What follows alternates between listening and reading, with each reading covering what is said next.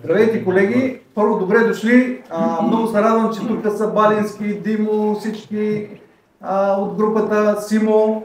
Разбира се, няма как да го пропусна. Джили, страхотно, благодаря ви. Между другото да ви кажа, тук сме като чили, с малки изключение, една голяма група, която в годините заедно вървяхме в пчеларството. По една или друга схема, по един или друг повод и в крайна сметка едва ли не си знаем и кътните зъби. До мен много ми е приятно. В началото ще да ви кажа, малко ми е притеснено. Въобще не ми е притеснено. Даже много ми е кеф. И ще ви кажа защо. Защото първо, защото вие дойдохте. Второ, защото ние сме събрали тук да уважим един от хората, за които аз бих казал, че са динозаврите в пчеларството. И не, динозавър не от гледна точка на възрастта, защото той никога не може да му дадеш годините. Никога. Но защото той е един от хората, малкото хора, които останаха, които продължават да милеят за пчеларството като цяло, а не само за пчеларството в собствения си пчелир. В годините аз искам да припомня и няколко неща, които бяха много важни. Когато трябваше ние да направим първия пазар и когато дружество Акация нямаше средства. Нямаше средства. Наистина нямахме средства. По една или друга причина нямахме средства. Той беше човека, който извади едни пари. И благодарение на който този базар продължава да съществува. Дружество Акация, и да ви кажа още нещо тъжно, дружество Акация в момента, тъй като се дигнаха цени и така нататък, се издържа благодарение на този пазар. Ние тази година нямаме членски внос 700 лева събрани. 700 лева ние не можем да си платим едва ли не помещението. Плащаме го все още както и да е. После вие, Симо е свидетел, и други хора ще дойдат. АПИ България как стана? Благодарение на него. Аз в момента не виждам хора, които да милеят по този начин за младите хора, както той милееше.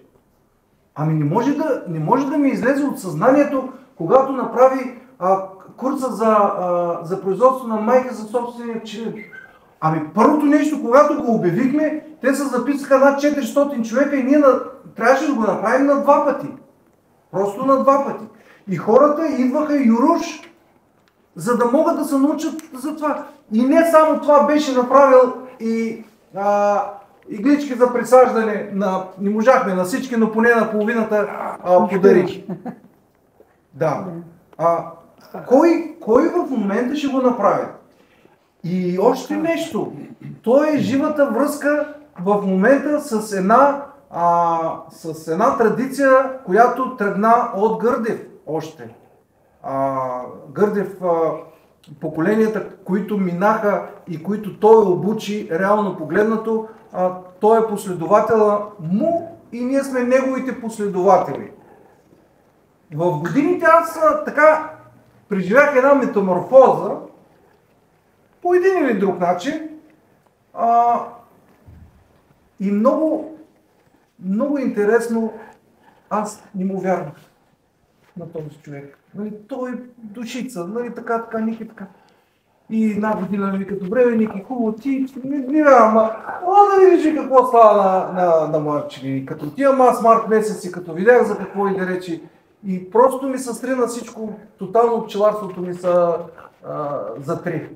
И оттам нататък тръгнаха и моите значителни по-големи успехи в пчеларството, благодарение и на това, което той ми даде като информация, и благодарение на него ние обучихме сумите млади пчелари, за да могат да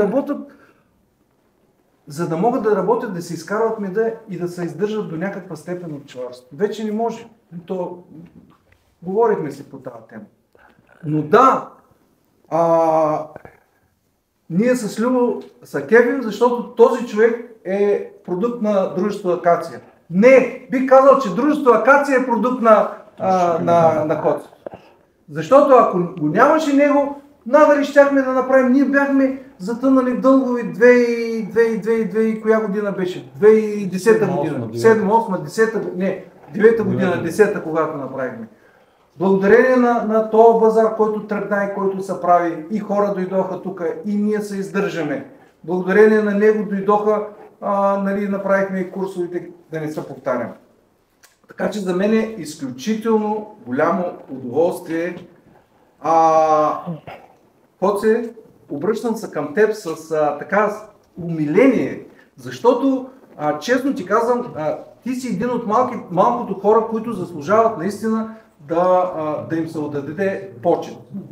И всички тези хора, които са тук, те по някакъв начин са получили от тебе закваската, идеята за наистина нещо малко по-добро. Ти си искал да дадеш доброто, а пък те какво ще вземат, това е друга тема.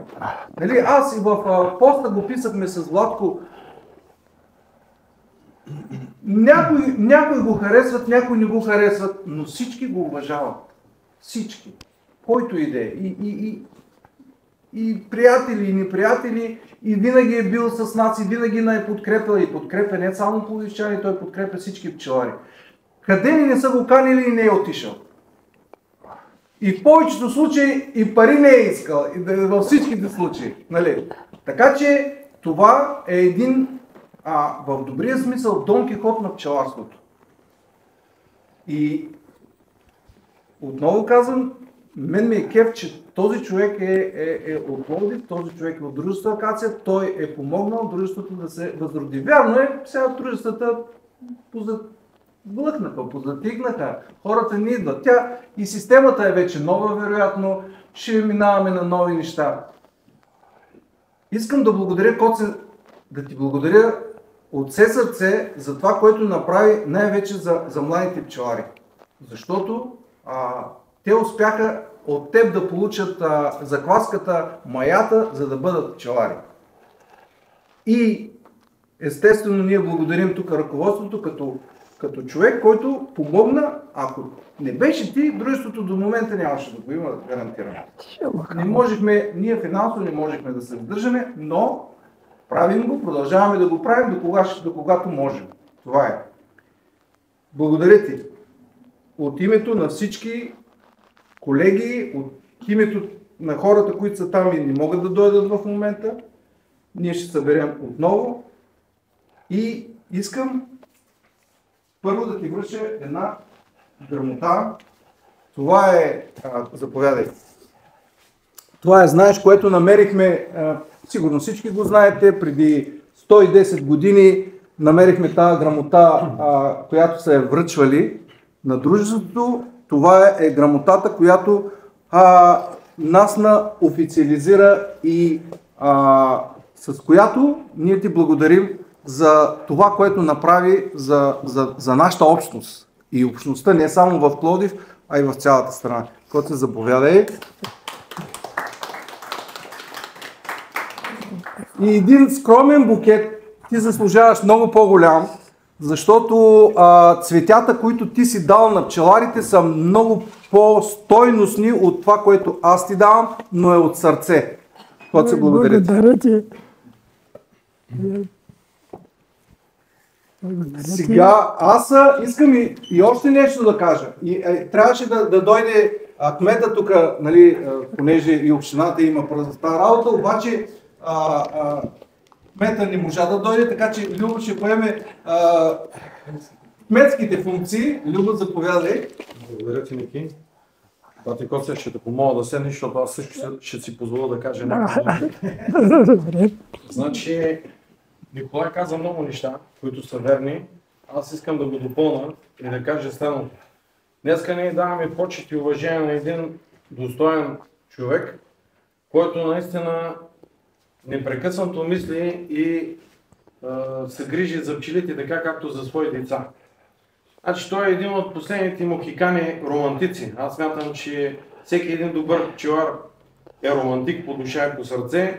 Той е мислещ човек и непрекъснато работи с ум и сърце, за да установи най-оптималната технология за пчелоотглеждането, така че хем да не пречим на пчелите, напротив да им помагаме и хем пчелара да бъде облегчен в неговия труд, тъй като труда на пчелара е доста сериозен и много хора го подценяват. Труда на пчелара е свързан с много сериозен интелект и с доста сериозна физическа сила. При нас тук са и неговите най-близки ученици, също пчелари на България, които му засвидетелстват неговата любов и неговото уважение. И както Ники спомена преди малко, той не веднъж е доказал, че е отборен играч. В смисъл, че той мисли първо за общността и след това и за себе си, защото само така може да постигнем успех и да постигнем резултати. Не винаги неговите иновации, които е въвеждал в технологията и в отглеждането на пчелите, са посрещани добре. Не са били приветствани винаги, но това е характерно. И аз ще цитирам една мисъл на гениалния немски инженер Рудолф Дизел, който казва, че винаги новото се посреща с завист и с наношие с завистта и глупостта и наноши с новото, което трябва да се внедри. По този повод няма да влизам в конкретика, но имаше в пчеларския печат определени дискусии за сухата захар и така нататък. И след това, когато практиката, защото практиката е единственият критерий за истината и доказаните резултати показват кой е бил прав.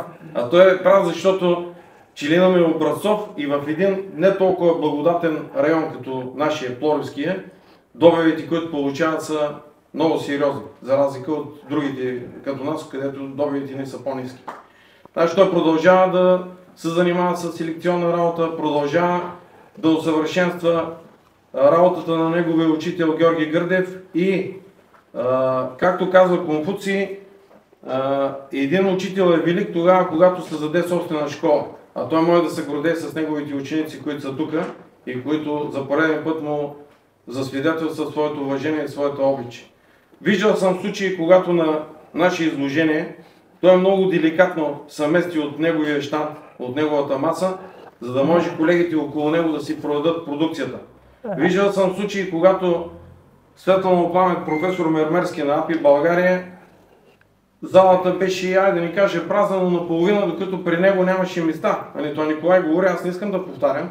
И винаги е бил център на внимание, защото има много неща, които да каже и много примери да даде. Не е важно да каже, само и да покаже това, което е постигнал. Ние наистина сме горди, че имаме така щастието да се докоснем до него и до неговите знания. Много курсове сме правили за подготовка на пчелари за присаждане на майки. Помня си последния курс, на който лично аз съм присъствал, на пчелина на покойния Хари Бабикян и на други места, така че той наградите не ги търси. Но той наградите ги заслужава, защото освен добър баща и дядо, той е общественик. И позволете ми от името на кмета на град Пловдив, лично от кмета Костадин Димитров, да го поздравя и да му връча тая грамота и този плакет за това, което прави за пчеларството в национален мащаб. Да си жив и здрав. Пожелавам ти две неща. Да си много здрав, да нарадваш още дълги години и ти имаш възможност, имаш и знанията да направиш една монография, макар и малка, нали, но за твоя опит и за твоите виждания за технологията, която е свързана с пчеларството. Да е жив и здрав. Благодаря.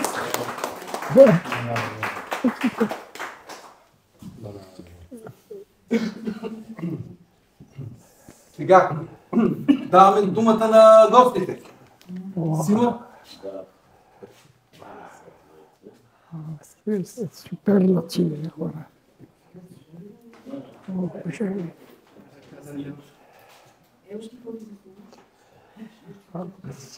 Седнеш ли пак? Сяднеш, държаме още има. Аз много се радвам, че съм тук, защото не знам как, но през годините нека си се обвързахме с пчеларско дружество Акация и то заради него. Няма да забравя как започнах аз пчеларството. Реших, че съм много голяма работа, с много пари. На втората година нямаше нищо от това, дето започнах и започнах да се оглеждам. Първо да ви кажа, Успях да мина всички държави, дето имат развито пчеларство, за да взема най-доброто и го направя в България. Да ви кажа, не става. Всяка държава е отделна. И в България нямаше кой да ни каже какво да правя. Добре, че излезнах на тия прословути изложения, дето ни викаха циркаджи, не знам какви в началото, не знам какви разрешения. Там се запознах с него. Аз съм пчелар заради него. Всичко, което съм постигнал, е заради него. Даже той не само успява така да ти даде, а да те предизвика и да ти каже колко си зле и колко си ниско и да те кара да се напънеш, за да станеш пчелар като хората. Никога няма забравям колко пъти дигна телефона и го питам какво прави. Той казва, аз сега да видиш на какво да рече си, как нищо не знаеш и само питаш, а не правиш нищо, за да се научиш. Това беха думите. Най го забравя, като загуба някое семейство, и аз се тюхкам, звънам и той вика, на всеко семейство трябва да има отгоре един кръст и да пише тук, почива добро същество, ама един калпав пчелар го довърши. Няма да си вика, извинение, във времето било такова, природата била така, ама снега ни изненада, ама не знам какво ни направи. Вината е в тебе. Ти гледаш тия пчели, ти трябва да отговаряш за тях. Спомням си този случай когато направихме първото изложение тук в Пловдив. Бай Георги Тодоров, също един много велик човек от дружество Акация, и Яков, един ден седехме на един пазар пловдивски и така. Мечтата ни е, ако може и ние най-накрая се включим в пловдивското изложение, земята обърнахме. Много пъти бяхме на ръба. Аз си спомням Гергов, като дойде и каза, давайте 50 000 евро, плащайте ми залата и правете какво искате. Къде пчелари 50 000 евро? И въпреки всичко стиснахме зъби, събрахме колеги, събрахме всичко, смете такъв хъс. Аз не знам, ама имам чувство, че сегашните пчелари нямат никакъв хъс, бе хора. Те са... Няма го това в тях. Това трябва да се направи точка, край. Правиш всичко, за да го направиш. На това ме е научил този човек. И затова беше и тая борба през цялото време, защото не може ти да взимаш само без да даваш. Той дава толкова много на всички. И си спомням в началото, аз викам, този човек винаги говори тук с някакви 8 рамкови кошери и такива малки. Хората правят 12 рамкови, не знам какви, да дам блати, той са едни малки кошери. Искам да ви кажа, че пчеларството е като океан. Огромно нещо. Аз това в началото не си го и представих. То трябва някой да ти го обясни като него, за да можеш да си представиш с какво си се хванал. Ти можеш да вадиш 100 неща, можеш да правиш майки, можеш да правиш отводки, можеш да правиш прешет, можеш да вадиш прополис, можеш да вадиш всичко. И много ми е интересно на всички срещи, където се срещнахме и всички казват, колко мет извади? И аз няколко пъти им казвам, топче не съм видел. Там е най-зле, викам, там са ми най-големите приходи. Ама за тия всички неща седи такъв човек. Разбирате? Защото ти можеш да си играеш с пчелното семейство как искаш. Да го преливаш като вода, да го караш това да прави, да го караш онова да прави. Ама за да го накараш, трябва да знаеш как. Просто трябва да знаеш как.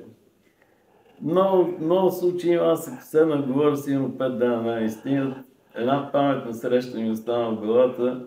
Метър отиваме, ще правим лекция при, Бог да го прости, Любо Григоров. И заварвам там, ние отидахме с него, заварвам там Осиповски. И викам, при тия двама титани няма какво аз да ви говоря. Викам, аз сега те ще говорят, аз ще ви превеждам само. И си спомням, тази лекция беше, може би това е най-хубавата лекция, дето съм бил. Единия говори. Яков така се прави, други се вика, аз съм морих, само те слушам. Аз вика седа и си пуша цигарата и гледам бьо. И всичко мълчи, вика, аз ще превеждам. Има ли пчели на водата, е тръгнало пилото. Яков така прави, му се карат. Аз ти ме викаш, ти правя майки. Аз започвам до 3 кошера събирам, че да ти направя майки. Ами пак мълчи, вика, и какво стана после? Яков вика, аз имах 2 магазина с мед, така си останаха, ти извади 4 пъти мед след мен. Това са хора, които са титани, разбирате ли? Всеки е различен, обаче всеки е просто някаква много висока класа. Те са в различни региони, те са различни нива на пчеларство. Обаче тия хора знаят за какво става въпрос. Ако успеят да ти предадат част от това, да знаят, ти ставаш пчелар. Просто ставаш пчелар. Да не говорим за него колко хора има, колко от клуба на пчеларите са буквално негова школа. Защото това е, да каза Любо, едно е да знаеш, друго е да можеш да предадеш знания, да направиш школа. Те се бореха на времето 2 школи. Едната беше на Яков, едната на Осиковски. Кой повече пчелари на годината ще направи. Просто хората им са обучени и ставаха един през друг. Така беше. Едната година от едната школа, едната година от друга.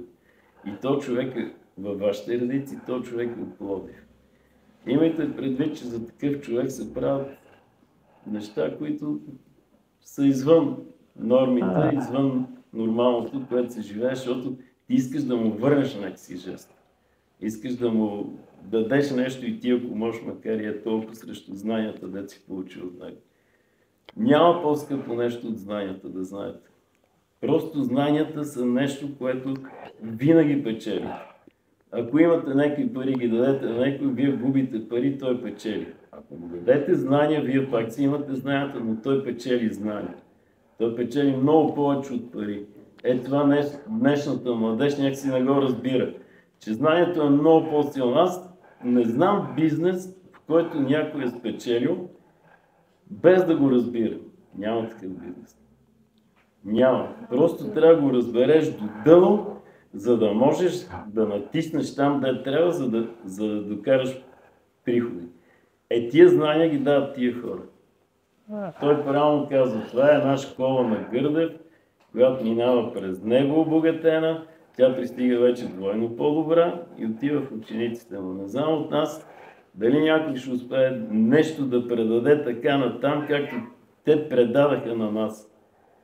Разбирате ли? Ние се храним от това. Аз лично се храня от пчеларство и до ден днешен. И не искам да говоря много, Любо сам го каза. Там, де другите спират, ние тръгваме. Там, де другите се огъват, ние ставаме и продължаваме. Благодарение на такъв човек. И е хубаво, че той не се затвори само в вашия регион. Той обучи много хора от цяла България. Има колеги от морето, имам от другата страна на Балкана.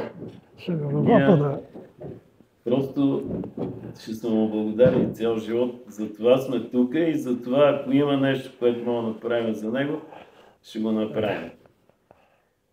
Няма повече да ви отнемам времето. Сега да кажа от клуба на пчеларите. Един плакет направихме. Къде? Няма как, ти си доян, даже и там. Високи слагат тия работи вече, не знам.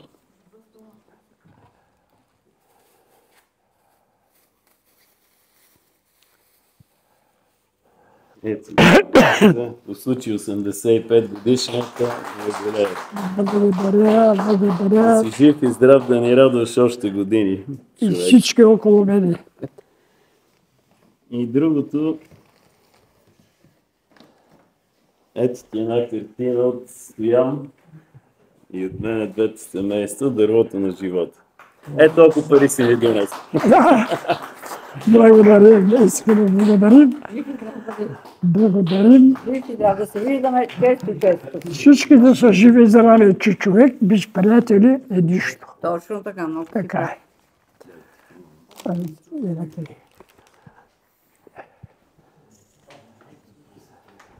Сега. Може думата. Кой ще е следващия? Да, Хайде! Нетката.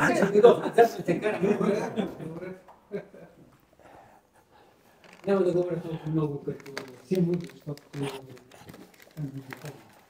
просто благодарят ми учителите. Много съм ти благодарен. Това от Мишо Михайлов. Изпраща го. Каза да те поздравим от софийските пчелари и изпраща тази грамота за теб. И софийските пчелари има какво да ти дават и са ти благодарни, защото толкова лекции си изнесъл, толкова неща си казал. Това, което сме научили от тебе, е нещо, което друг не дава. Аз не съм потомствен пчелар, съвсем случайно влязах в пчеларството, един подарък на тъста ми, един кошер и съдбата ме запозна с другия учител Георги Осиковски. Разбрахте, че това са две школи, които не водят спор помежду си. Те са гениални пчелари. Когато застанеш, вика, пред кошера и погледнеш прелката, може да си направиш сметка, без да отваряш кошера, какво става вътре. Това е човека, който... Благодаря ви на двамата.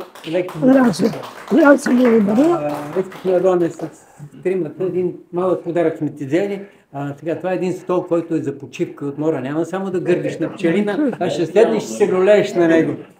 Това правя вече. Това правя малко на пчелина. Да ви кажа нещо, което ме впечатли. Далечната 2001 година, първото изложение при Ивай Киров на Север. Международно пчеларско изложение. И се появява един човек и носи прополис, спиртен разтвор на прополис. Казва, ей, този продукт не се хвърля, това нещо се прави. Никой не прави фитинктура. Коце беше първия, който я донесе на пазара. Сега на едно такова изложение не ми стига стотина прополис. Коце, благодаря ти. Обаче, когато си на пчелина, трябва да си пчелар. Когато си на пазара, трябва да бъдеш търговец. Много неща съм научил от тебе. Страшно съм ти благодарен. И аз от тебе, разбира се. Така.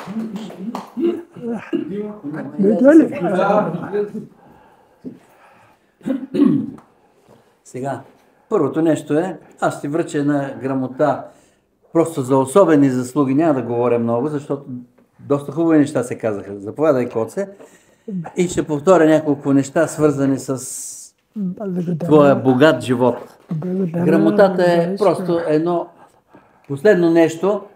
Аз ще започна оттам от 2005 година, макар че с Коцето още от 99 година се познаваме и покрай пчеларството много неща е имало. И той беше вече изграден и пчелар, и лектор, и специалист, и борец на организационния фронт. Даже имаше и такива моменти, нали, когато се утвърждаваха дружествата.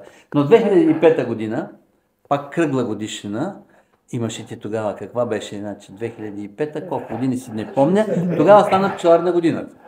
Нали така? 2005. Тогава беше вестника Пчела и кошер и всяко едно подобно тържество за пчелар на годината, номинацията, беше един повод за всеобща радост. Навсякъде много хора идваха. Спомняше си едно ресторанче, там някъде го правихме. И след той, всъщност, много от българските читатели на вестника, българските пчелари, читатели на вестник Пчела и кошер тогава, започнаха да се запознават с неговата технология. Именно поради това, че той почна различни публикации, както за прашеца, ти стана тогава пчелар на годината, най-вече заради прашеца. Това беше темата. Тъй като до този момент прашеца беше един продукт силно подценяван. Не, че не са го вадили и други пчелари, но неговата технология, технологията на групата на Гърдев, защото тогава ви бяхте повече от 10-15 души. 8 души беше групата на Гърдев. По принцип, основната. После са да качиха други хора. Добре, значи малко да се поправя. Нищо. Технологията за събиране на прашеца беше нещото, което той започна да публикува с неговите материали и другите, разбира се, защото тук в района на Пловдив беше ядрото на групата. И според мен началото беше много успешно, след лекциите навсякъде в страната. Само добро може да се каже за един такъв човек, който има много голяма сила да опонира. Не само да опонира, а да доказва своите си твърдения. Тоест да бъде, както преждеговорившите казаха, да довежда нещата до край. А това е най-важното. Още един път те поздравявам. Бъдете здрави и с съпругата си. Между другото, винаги зад един мъж стои жена, нали, която държи фронта и той жени успехи благодарение на нея. Така че в този случай е така. Това, че дъщерята продължава, е по-дребна подробност. Желая дълги години още да ни радваш. Благодаря, да сте живи, здрави. Ето тук има човек, който е стигнал 100, ти си на този път. Гони го. Ще чакаме. Благодаря. И искам накрая да помоля, когато може би приключим или преди да започне неформалната част, може би след лекцията или преди лекцията, поканвам всички и тук да направим една обща снимка с Коцето, с част от наградите, които взе, защото тази снимка искам да публикувам в вестника, ако е възможно. Става ли? Сега не знам какъв е сценарий от тук нататък, може би сега момента да ви вдигнем малко да се разсъним. Като има някой още да... Ако има още други. Кой има? Няколко думи. Да. При мен е поздрав от северняците от Северна България. Значи, много благодаря за това. С 96-та година, като почна като млад пчелар говоря. Много млад пчелар тогава. В пчеларското ми предприятие имаше много кошери на Гърдев. И едни от първите лектори, които дойдоха и веднага ги покани, за да почне и Плевен тази технология, не са пое тази технология, говоря за нашия край, но си идвал, знаеш, като лектор. Това, което исках друго да кажа, когато се събираме, когато сме по базари и по други неща, винаги съм идвал до тебе и съм слушал, знаеш как съм слушал. С днес двете уши, ако може и с двете очи и с всичко съм слушал, всичко, което съм попивал и съм виждал и затова една така малък спомен и от мене, говоря, поздравявате и Бумов, знаеш, новия пчелар, сега ще има още по-нов пчелар на България, поздравявате Илия Павлов, знаете, по здравословни причини може да дойде, но пожелавам ти да си здрав и жизнен и все така и винаги заповядай Плевен, 12 февруари изложението откриваме Плевен. Благодаря, да се живи, здрави. Не мога го носим знаеш, че от друг твой ученик, той каза майче Симо, и от Георги Петровски. Подаръка събрава. Благодаря. Това за прашеца, тази технология тръгна лично от Георги Гърдев. Иска да обясня, защото това е нещо, което няма откъде да се чуе и да учи. През 1983 година идва при мен и носи едно списание. Нов начин да събиране на прашец, по нов начин чехите да събират германците прашец. И тогава Гърдев каза така, дай да измислим някаква диволия, да се направят така, че прашецеловителите да не се свалят, да не се влияе прашеца от слънцето, от дъжда, от вятъра, защото прашеца събираше и до тогава седи кутийки, дето до 11 се свалят, се качват, се като завали дъжд, бягат събирани, защото дъжда разсипва всичко. И пак как да го измислим? Да може като го настъпиш да не се чупите с мачка. Тогава се заех и след година и половина труд и експерименти изработихме такива прашецеловители, който оригинал е само 100 дупки. 99 точно, да. 3 по 33. До година ще продавам на аукцион оригиналните прашецеловители на учители, така че внимавайте за цените. Аз ги имам всички, 50 броя. Оригинали, които работят перфектно, но за да се изследва тази нещо, действително дали помага се на пчелите, защото като се сложим прашецеловителя, може да не го сваляш до края на годината. Това е прогресивното. Плюс това, прашеца, който се получава, е изключително качествен. Изключително. Този начин на събиране на прашец не беше известен и предлаган никъде. И на изложението, първото изложение на мановия мед, от цяла Европа имаше представители, идваха на пчелина и си позволих да им изнеса една лекция за събирането на прашец по този нов модерен начин. Като това бяха представители от 25 държави. представители, все видни и известни хора. Зато, като нас са тия пчелари, капацитети. И тогава им изнесах 45 минута лекция за събирането прашец, като в тази си дейност помагаха едни от двамата от моите ученици. Един е Венци Кабуров, другия е Симо Тодоров. Той Симо Тодоров ме беше натопил с тази работа, като беше ходил в Швейцария и беше ме натопил да им излиза тази лекция, дойде при мен така и така. Чакай да Симо, това така не става, аз не мога да излагам България така, то не става така. Тогава направих постъпление за 50 нови осмака. Не мога да направя всичко абсолютно ново, направено, да научи учениците да виждат, че и тук има нещо хубаво. Обаче програмата закъса, защото имах 4 резервни майки оставени, 2 по 2, оставени в едни дистаци, като резерви. И само заради това ми забавиха програмата. И аз като видях какво става, че се проваля всичко, извадих 5000 лева от джоба, веднага ги занесах на Катя Казанук, да почва да прави, да заряза всичко, да прави това, защото излагам се. Става така. Показвам старите букуци на европейците. Направи ги човека, бойдиса ги, с каквото трябва, прихвърлих пчелите и на сутринта бях на изложението в Царево. Оттам дойдеха на пчелина представителите. Като видяха нещо и всички носиха апарати. Минават през бараката, гледат. Поглеждат така. И в стаята си над леглото се поставя един много хубав надпис, за който жена съпругата ми казва, това е голямата глупост, която се направила. Помагай на пчелите, не им пречи. И предпоследния от тези хора, колкото ми дава погледна, изглежда го прочети, и винаги не падна, и всички взех се връща обратно, и всичките снимаха с апарати това нещо отиде на Запад. И само това.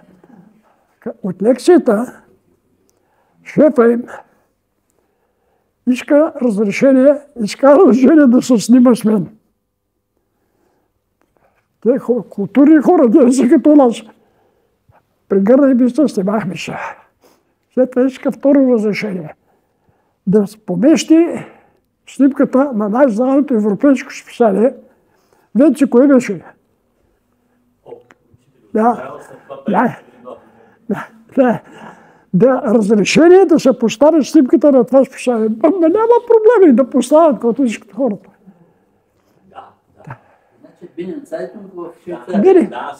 Не помня, той повече вече контактува, че знае английски. Аз като то човек нямам представа от езиците, което...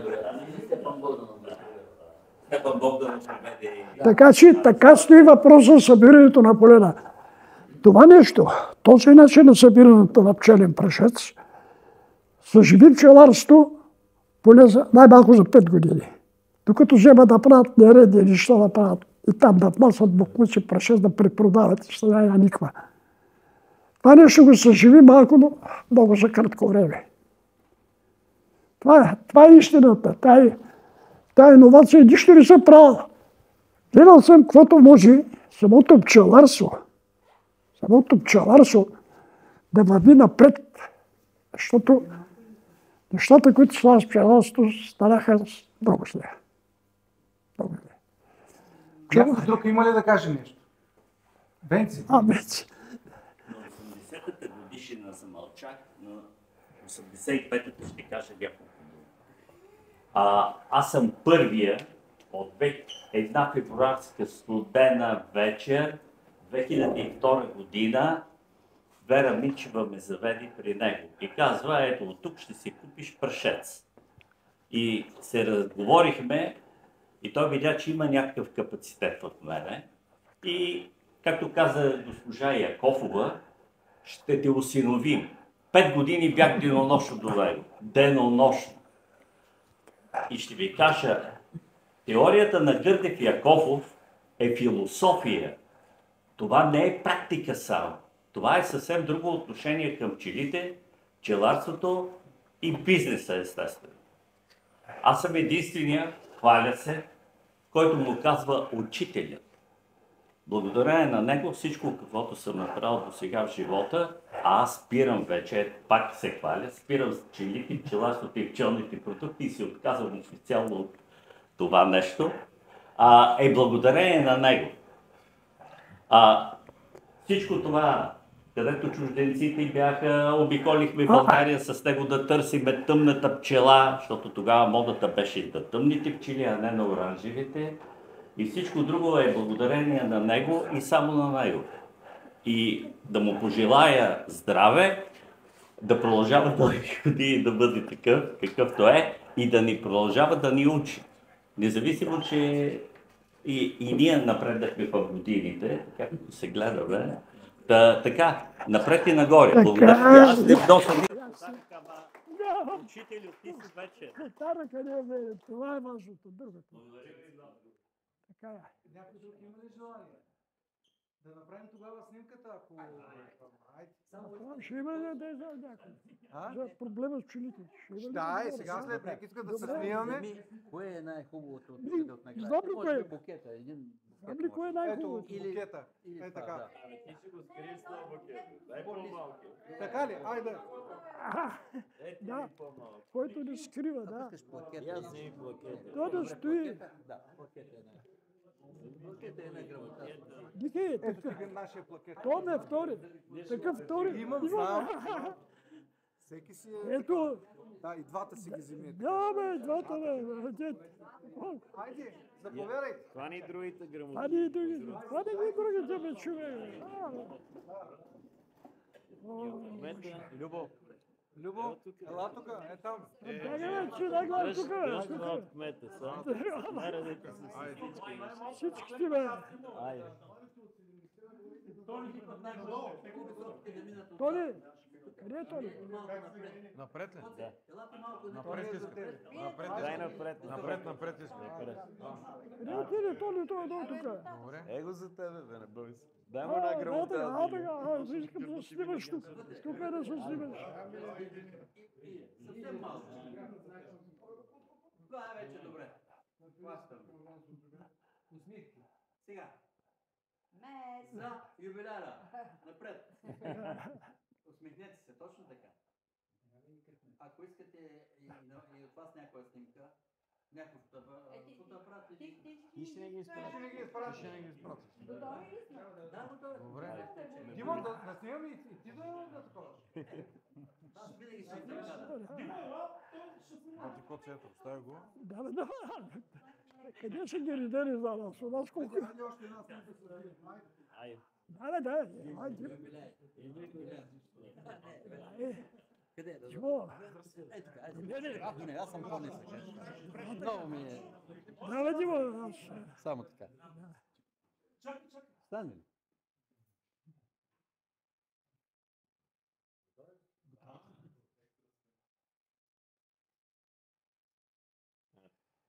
Добре.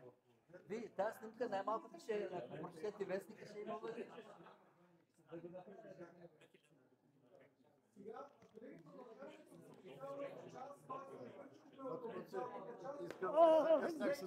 Нищо, да се живи, да се живи здраве,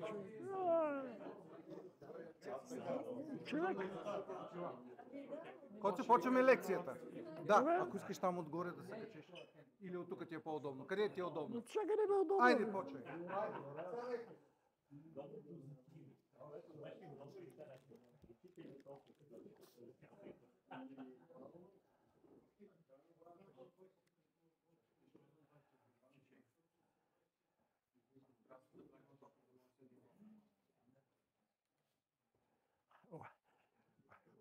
Уважаеми колеги, с изключително задоволство изказвам към всичките вас, които сте посетили това скромно тържество.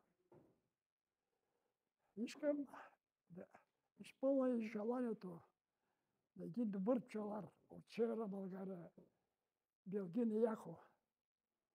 Един много трудолюбив пчелар, който се убива да се спасява с примитивни технологии, макар много работи.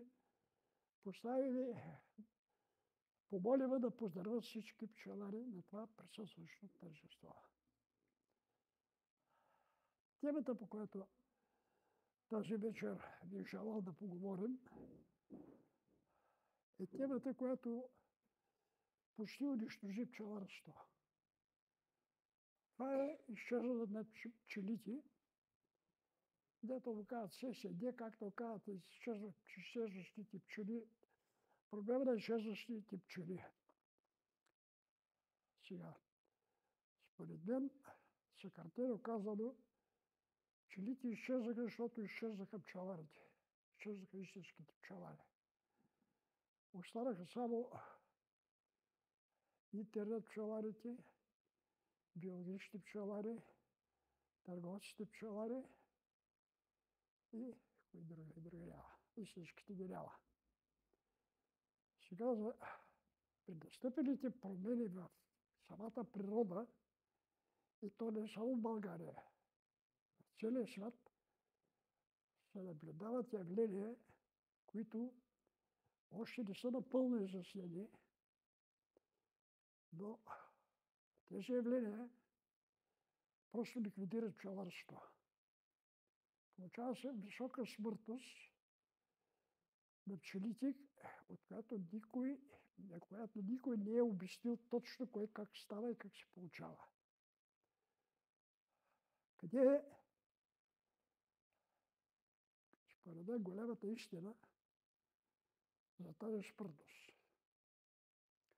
И по-специално ще говоря за България и за някои региони, подобни на моя. Тук природата се промени жестоко, суши, поврати за студяване. Това се отрази много пагубно на пчелните семейства. Пагубно. Пчелните семейства се стараят да се спасат, но спасението на пчелните семейства е пчелара. Те не могат да се спасат без храна. Спасението е в храната, подхранването. Спасението е в захарозата. Или захароза и захар е едно и също понятие. На захароза, като мачиш оза, става захар. Захар, прибави оза, става захароза.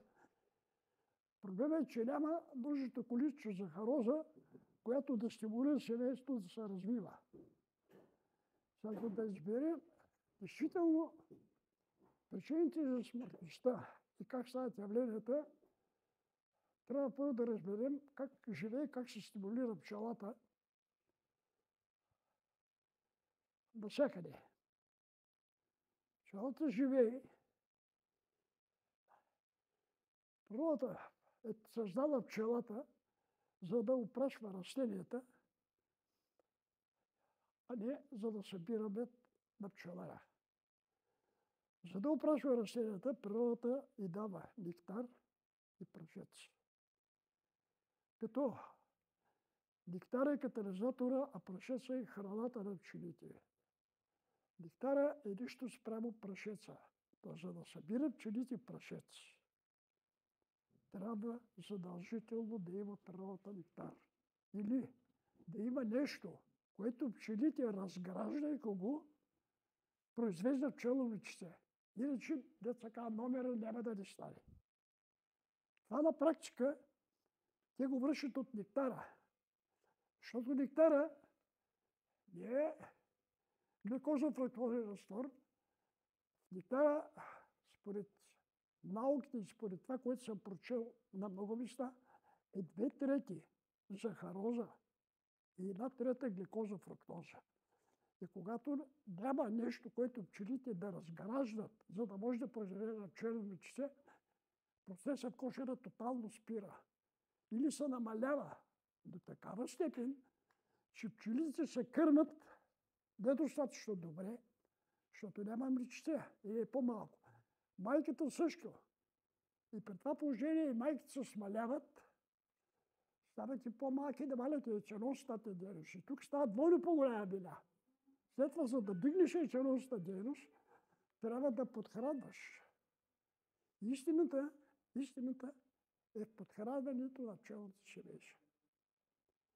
Когато ставах пчелар, Георги Гърдев, това е човека агроном, който е бил председател на ТКС, после станал пчелар, що беше бригадир, човек, който от това се е вадил, както казва, хляба. Той човек перфектно владееше английски и разговаряше и следеше всичко ново, което излиза по книжарниците. Колко пъти сме излязали него така, навънка винаги първата работа влез книжарница, за да види нещо, след ново издание. Този човек казваше така: когато гледаш пчелно семейство, всеки кошер трябва да го подпреш с едно 20 кг захар. Защото иначе, казва, ще падне. Викал се смее тогава, бат пчелар, това. На първото време, когато бех пчелар, той не курсо това говориш. А викам, как ще падне? Ще падне. Така ще падне. Защото от тази захар 5 кг трябва да отиде за подбудително подхранване. 5 кг трябва да отиде за стимулиращо подхранване.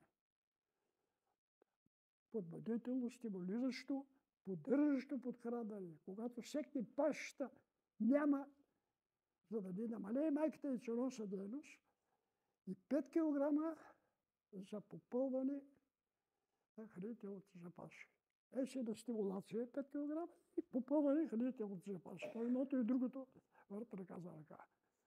Може, казва, само с 5 кг на година да минеш, но когато няма нектар от природата, какво прави? Ти отидеш против себе си. И тук се къса главно нишката в пчеларството. В една книжка на списание Добър пчелар от 1946 година. Тази книжка ми е подарил Николай Гайдов от баба му. Една много добра пчеларка. В нея Йордан Земенски, който е познат на много хора, пише, буквално цитирам неговите думи: в Европа и в България пчели без да се подхранват с захар не може да се отглеждат. А сега какво правим? Ние сега гледаме пчелите, навъде много кошери хора, само да ги гледаме, да ги броим, елементарно да се грижа за нея. Това е гледане на пчели, това не е отглеждане. Когато отглеждаш пчели и правиш бизнес, ти трябва да си гледаш стоката, трябва да подхраниш, трябва да подготвиш пчелното семейство, за да може като дойде паща, по най-бърза начин да ти възвърне всичко. Тук са къса нишката. Повече пчелари гледат пчели вместо да отглеждат пчели. Тук е най-голямото разменяване в пчеларството. Сега, какво става през последните години? Значи, след на тези големи суши и на тези аномалии, пчелните майки, природата ги задължава постоянно да отглеждат пило. Тази година не е така. Тази година е съвсем различна от миналата и от по-миналата година от другите. Значи, пчелите не престават да бъдат пило и до декември месец. А по старите правила, както беше, говоря за нашата местната пчела.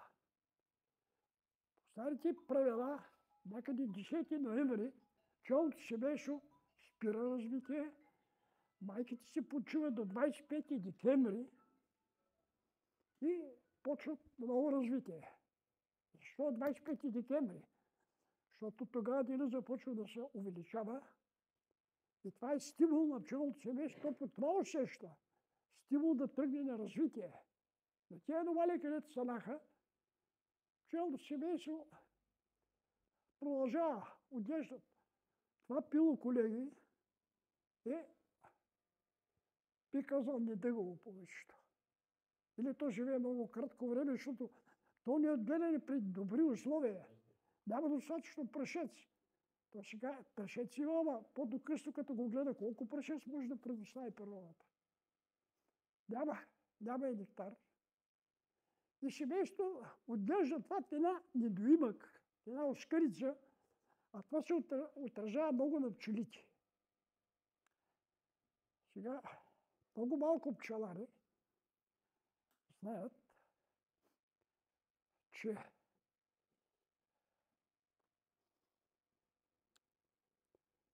чакай, откъде? Бих искал да тръгна, се загуби писалта.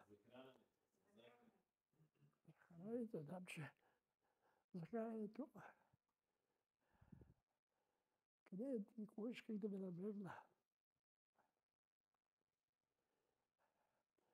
Че... Не. Къде бе? Без се.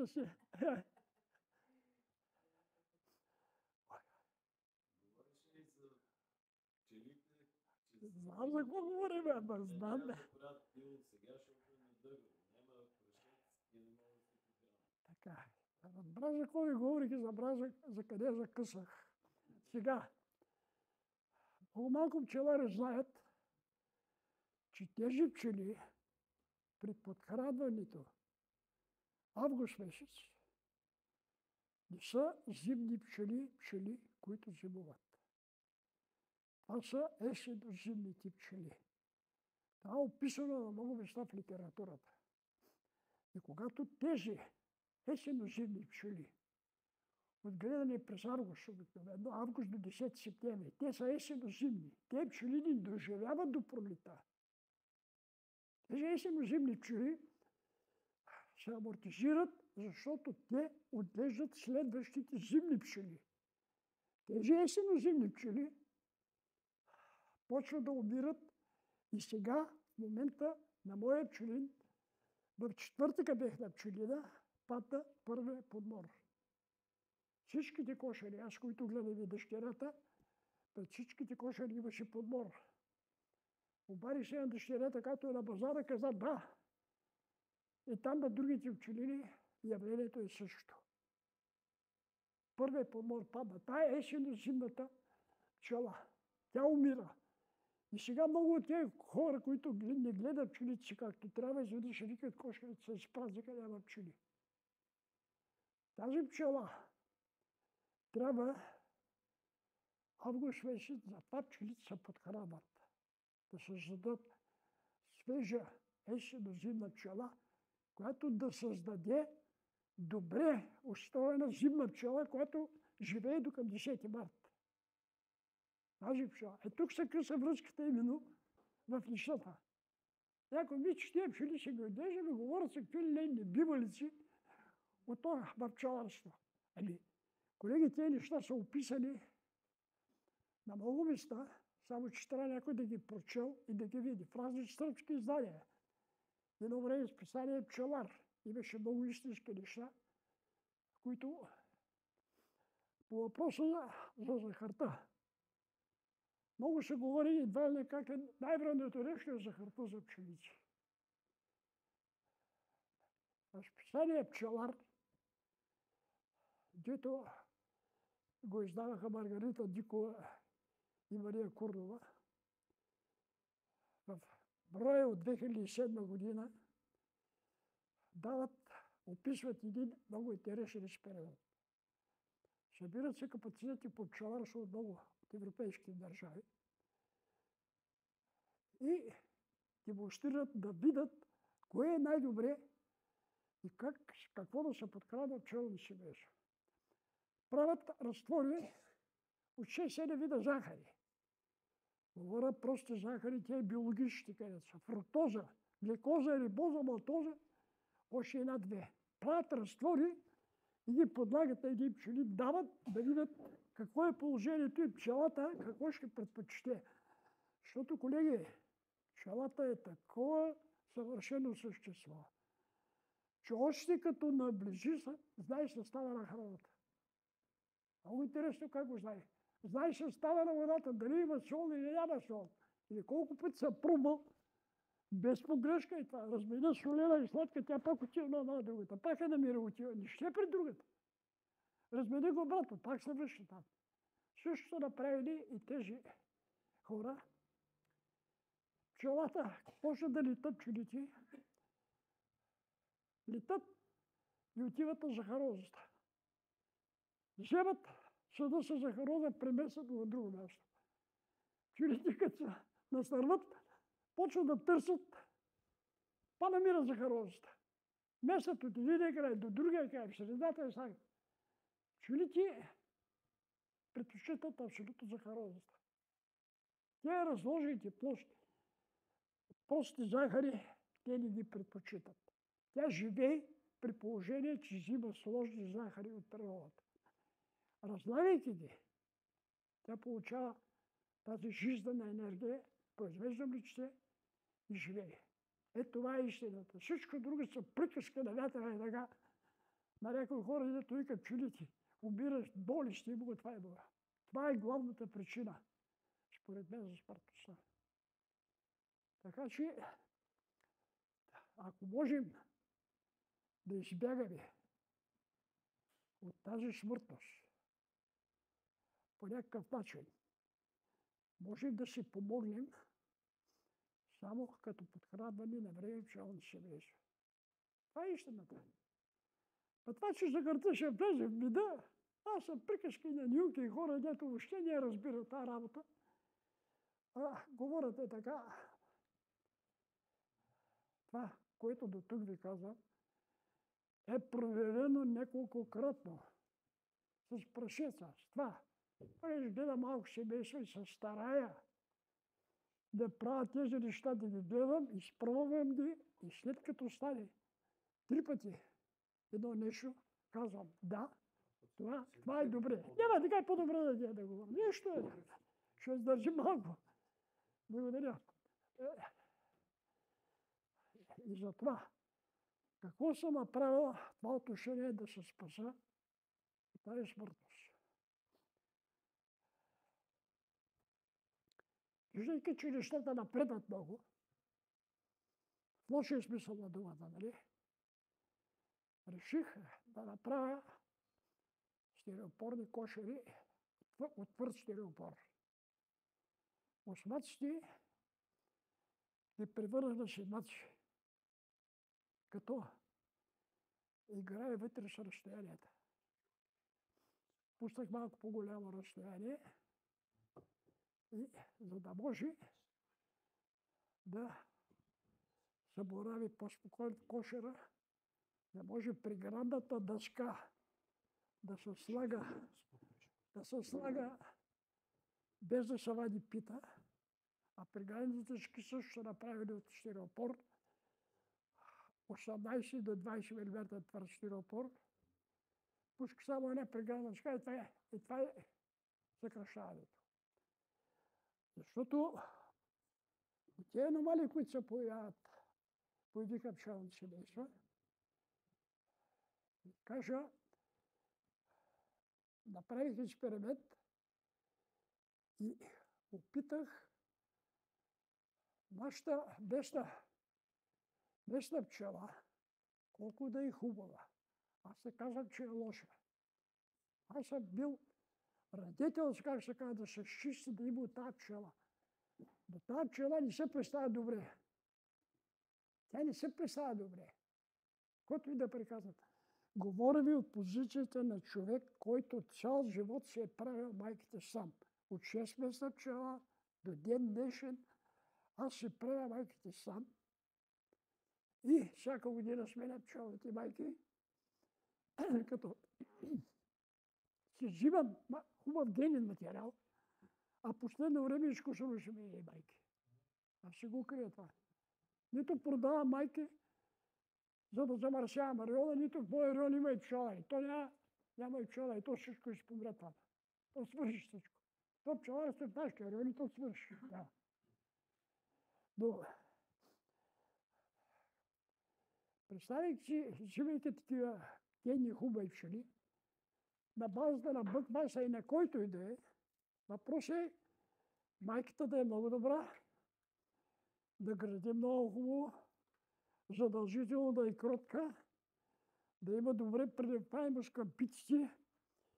И там има ред други показатели, които са описани в едни сайтове. Може да ги видите, който иска да се извлече и да си приведе. Тези майки са генно много по-добри от тези, които им казваме наши семейства.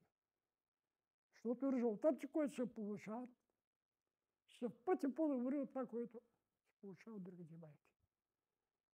Така, брой 544 на списание Пчела и кошер, това нещо го описах. Господин Димо помести статията в брой 544-545. Двата броя. Дойде, видя какво е положението. Преди акацията имаше по 2 магазина и половина пълни смет. При нашите пчели нямаше и половин магазин. На другата година си позволих да извикам Мишо Михайлов да види. Дойде Мишо Михайлов, шопа един сърбин на пчелина, да види за какво става въпрос. Да видят крайна сметка, да се вземат някакви мерки, да се помогне на пчеларството. И той видя също. Отваряме подред кошери. Так, всичките. Не полнови пошака, ни нищо. Даже Георги Илич, да му казва шопа, казва, абе, що палиш тази пошака? Ти не ми приказа, бе, що пали. Пошаката винаги трябва да пуши. Може да е на разстояние, трябва да пуши пошаката, колкото са коротки. Така че, това, което го говоря, мога и да го покажа. Силата е там. Не да приказваш много, а да показваш много. И то, който желая, заповяда да види. Идват най-различни хора, обаждат се. Ето виж. Силата е на временното помагане на пчелните семейства да избягаш от тези неблагополучия на природата. Другото всичко са приказки, колеги. Дайте да приказваме. Не ви казвам резултатите. Та бедна година съм изкарал семейства по над 2000 метра семейство. В тази сушава бедна гладна година, където целият август месец, септември месец, и пада една капка, да 4 пуста цепки има земята. Обаче, когато е гедна пчелата, първото нещо, тя лети по 1 час сутрин и вечер по-докъсно лети. Те генни пчели. Това е истината, който да показва го. И затова през ден посещавам пчелина, като ги говорят, те неща, аз ги наблюдавам постоянно. Аз сега съм пенсионер, взимам добра пенсия, деца казва, кефа се и хода на пчелите само да наблюдавам. Да наблюдавам, сега не. Наблюдавам ги кой лети, кой как се представя. Ако трябва някъде само досипа суха захар и задължително за да попълна да сипа вода. Това с водата не бива да се подценява. Водата дава картината на пчелина и на дейността на пчелите. Когато отглеждат пило, няма челън да не са на водата. Правя са 4-5 модела поилки. Та с ток, та отопление от земята. Последната деца казва глупост, която съм направил, една сателитна чурия от тия 1,40 м ли е това нещо, е сложена на средата на пчелина и на нея се постави 4 туби по 3 литра, като под нея също има от тези поилки 8 литровите. Отделно на на купола, горе постави термометър и гледам каква е температурата на водата. Датчика е по водата. И по този начин поели на пчелите, водата, която пият моите пчели, е винаги с 2 до 2 градуса и половина по-топла от водата на въздуха вън. Може би се очуди някой как е така. Така е. Защото има една лъчиста топлина, която прониква и затопли водата. Това е направено. И по това нещо, като или веднага погледнеш водата, разбираш. И виждаш, защото когато е студена водата и когато температурата е някъде около 9 градуса и половина, в поилките водата се получават доста обрели пчели. Тя понеже трябва да кърми, нали, да взима вода. Студено ли студено, тя излиза, отива. Като се насмучи, се преохлажда и пчелите умират и гледаш в тази алуминиева хранилка. Поилка. Това е такава картинка, дето, какво да ви представя? Като надлан може да отида да видя поилката и ще кажа. И това се питаме дъщерята, колкото би вода се изпили. Като ми каже, аз знам какво е състоянието. Но това е от дълъг опит, нали? Казвам и през тях го наблюдаваме. А бате Коце, ако водата е много топла? За да не е топла водата и за да не зеленясват тези туби, защото това ще зеленото водоросло вътре, върху тях са направени алуминиеви такива калпачоси и слагам върху тях, да не се затопля много. А за да се затопля много, което ми трябва, залепям черни ленти, там дето пускат водата, от черно тикшо, това ги залипа и като идиш, гледаш, пипнеш другия алумина, студен, пипнеш черното, то топло. И помага по този начин малко или много на пчелите. Това е, колеги, които искам. Приятно ми, питайте, с цел да се изрази това нещо, защото това последно време е бича на пчеларство.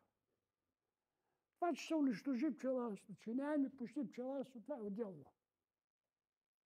Но това нещо е така, значи. Какво си да казваш за това за биото там пред водата? И сега последната глупост, която съм измислил, умувайки много, как да се подхранва пчелното семейство най-добре. С питки. Слагал си ми мед в хранилката. Прашеци. Пачи, мисля се нещо по-ново и по-добро. Тук съм заботил от тези кутийки. Това събира около 200 грама разкристализиран течен мед. Това го поставям в хранилката на суха захар, отстрани без захар. Сипа 200 грама мед и поставям тая решетка върху меда. Тя стои отгоре. Пчелите като я накачат и през дупките тук така улизват всичко, че както я гледате така, след 2 дена я варите е така. Е така видите, чиста. Чуди се как до такава степен е улизан под решетката, отдолу, всичко така е улизано, че не личи, че мед се слага. Как бърка, как и тук по ръбовите.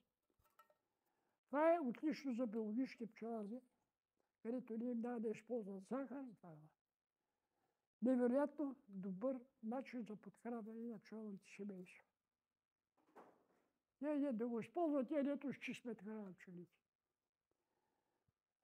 Тук сега имам следния въпрос. Сега ти като говориш за стиропорните кошери, брал се на стиропор, защото има възможност за вентилация по-добра. Фибран ползвал ли си или това не е причината да не е фибран, защото фибран е повече преслован или? Повече преслован, първо, да не го грижат пчелите. Второ, фибрана, това е нещо, фибрана ти корп ще тежи 1 килограм. Магазина тежи 800 грама. като тежест. Е много добре за възрастните хора, за жени, за други да ги вдигат. Плюс това, за да имат по-добро затопляне на семейства през зимата, защото късно есента и зимата на пчелите им трябва повече топлина, отколкото храна. Рамките, всичките рамки, обикновено 6-7, които са тя, отстрани и му обирам клея. И по този начин повече се приближават. Клея го използвам, защото ми трябва да правя клеева тинктура. Ги приближавам, защото колко са по-малко разстоянията, толкова по-добре се затоплят. Това дава много добри резултати. Много, просто. Видите, колеги, няма невъзможно. И аз не съм нищо друго и пчелар като вас. Научил съм някои неща повече, защото съм имал добър учител да ме насочи правилно. Така че... Ние имаме добър учител, нали така? Ходи се да вземем да почерпим хората сега. Суперлативите са едно нещо и вредно нещо, което човек ще отделя на тях. Важното в този живот, Николай, и обръща към всичките. Човек това, което е научил, да го предаде на следващия. Той да го предаде на следващия, защото иначе у живота няма смисъл. Ако аз знам 1000 неща и умра с тях, ползата това е. Да каже леко, никва, нали? Никва. Всичко отива все по-надолу и по-надолу. Това е истината. Другото всичко са приказки. И затова пчеларството загина, защото и дружествата се сринаха. Не се събират хората да уминат опит и знание, за да може да се получи. Това е. Аз искам да припомня само един много такъв случай интересен. Котларски води вестника. И вечният спор, когато се говори за сухата захар, той го отрича тотално. И плюе по вестници. Когато се няма вестник и не може да плюе във вестника, но Котларски плюе. И дойде един такъв момент, който Котларски направи пробата на неговия пчелин и извинявам се на Яков и на групата Гърди, защото наистина това е иновация, която... То много хора са се извинили между. Да, извини се пред Той се извини. пред всичките хора. Има които не се извиняват, забравят да... Но Пред това всички- нещо е просто впечатляващо, защото всичките хора. Думата каза, извинявам се на група. Пред всичките хора на площад Бански Котларски се извини, прави му чест на нещо. Защото той беше наплюл така ли, едва ли като фалшификатор на меда става. Колеги, това където се говори тази глупост, аз ако мога от суха захар да правя мед, аз карам Мерцедес последен модел, да. Какви глупости се говори тази работа? От суха захар ще направиш мед. Пчела суха захар не консумира. Захарта се присажда най-много до 1 кубичен милиметър. Тя може да лапне това нещо и да пътува с него. По-голями тя обикновено ги изхвърля. Кошера трябва да създаде условие, да създаде влажност. Кристалите се увлажняват и пчелите лижат по кристалите. Постоянно лижат. Когато им трябва да отглеждат пило, когато им трябва да отглеждат млечице, да произвеждат млечице, те са горе в захарта. Сега има повече от 2/3 от семейства с захарта. Все още отглеждат пило. Моите пчели. Така че това са истините.